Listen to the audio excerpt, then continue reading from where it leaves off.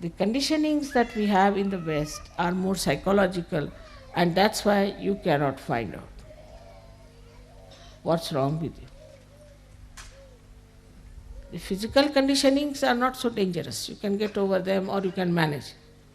But when you have conditioning of your psychology, you cannot understand what's wrong with you. Now, if you introspect around, what you will find is a very subtle thing. Firstly, that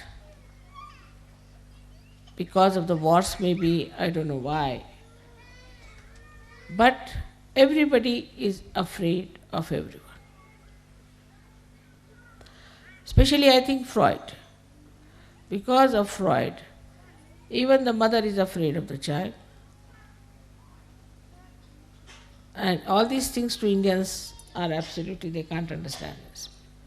But you people know that very well. They won't touch anybody. They won't hug anyone. First of all, when they used to play football, they used to hug. But now I see they don't hug, they just touch hands like this. After some time, I think they may just do like that or something. So frightened that nobody, even the children I've seen, are frightened of hugging their parents.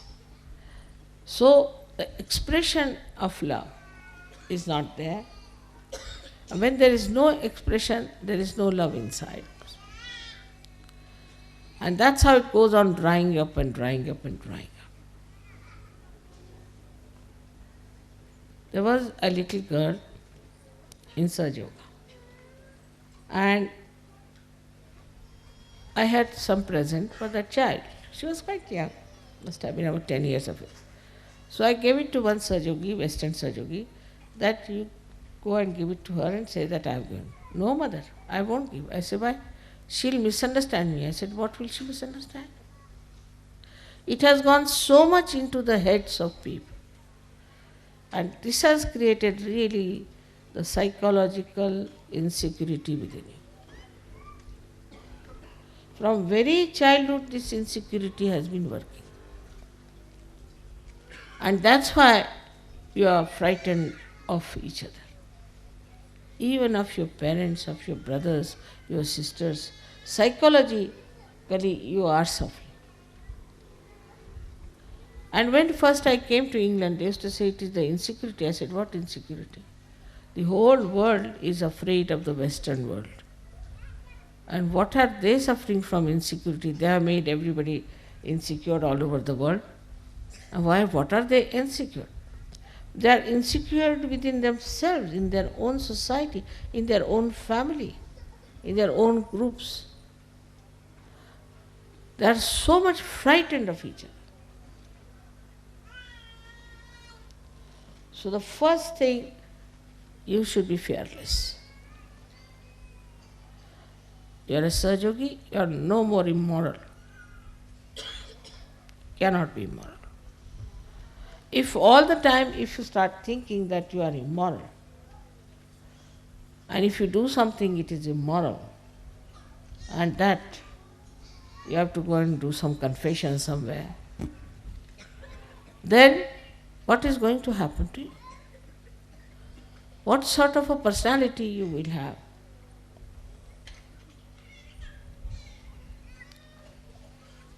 We have to change this by changing ourselves. So among Sahaja Yogis there should be no insecurities but maryadas.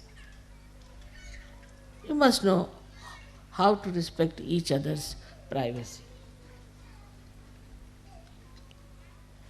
The second thing that if you find with the Western mind, which is a very common thing, that they are bombarded by criticism. There are so many critics that now there are no more artists left. Only critics are criticizing critics. All artists are finished. They are all the time criticized. Somebody will come in, there's an education on criticism. They may not know how to play any instrument, they may not know how to sing, but they can criticize, all right. So all the time in your mind is a way that you always feel that somebody will criticize if you do this. All the time the fear is there that somebody will criticize. So, should I say or not? As Saj Yogis, you shouldn't worry about these stupid people because they are blind, and if they want to criticize, you let them criticize. What does it matter? Makes no difference. But this you have to build up within yourself.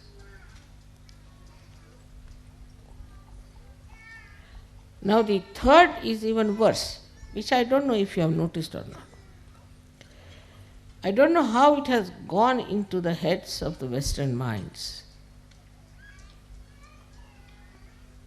that you must always see to the other side of the bank, even if you are standing on this side, to be fair.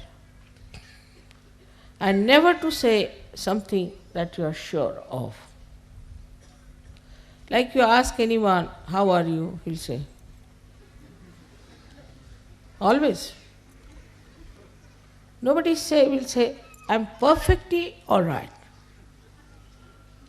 Nothing wrong with me.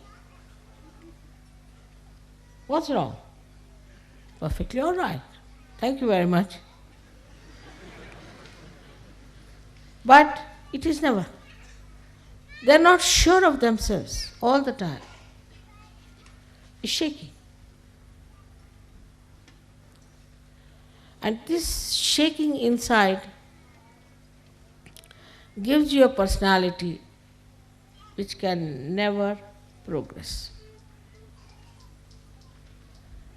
Progress comes when you put your step forward, you put your foot firmly on that point, and then put the second step forward, like as you climb on a mountain.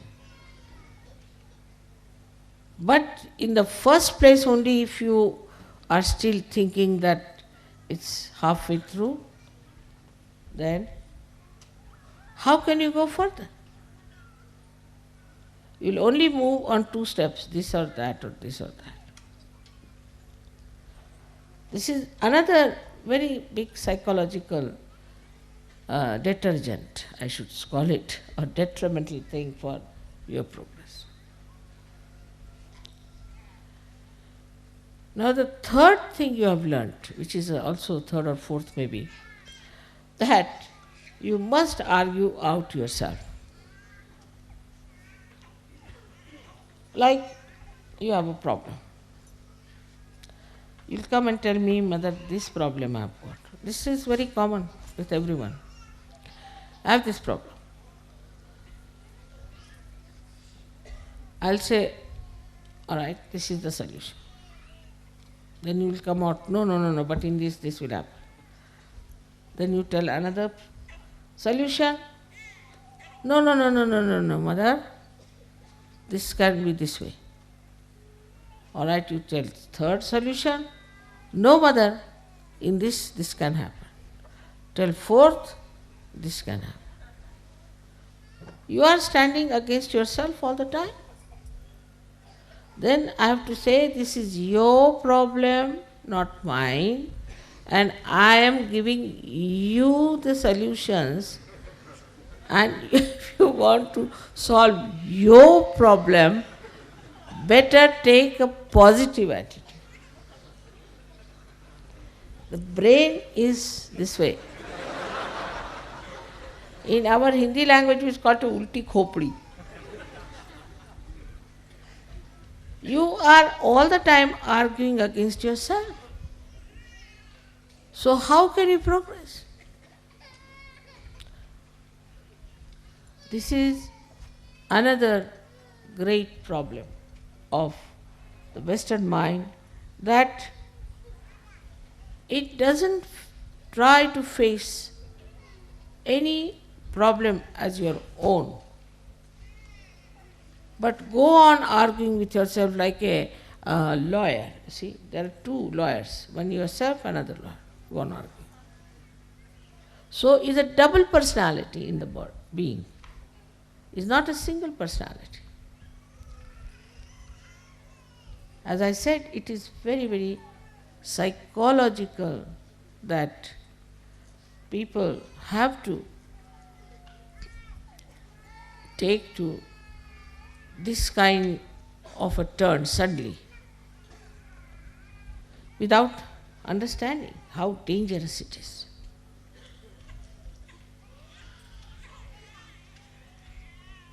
With the enlightenment of your brain, they should disappear.